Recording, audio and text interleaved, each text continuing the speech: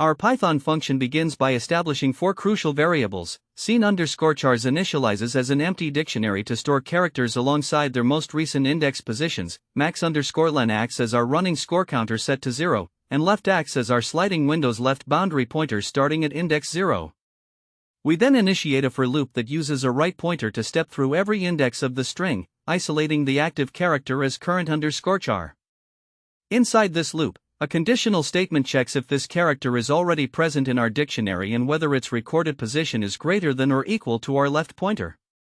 If both conditions are met, it means we have hit a duplicate character inside our active window, so we instantly shift our left pointer forward to 1 index past the duplicate's last seen position to clear the conflict. Regardless of whether a collision occurred, the script updates the dictionary with the character's newest index position using right. Finally, we calculate the length of our current unique window by subtracting left from right and adding 1, updating our max_len variable if this value sets a new record, before ultimately returning the final maximum length after checking the entire string sequence.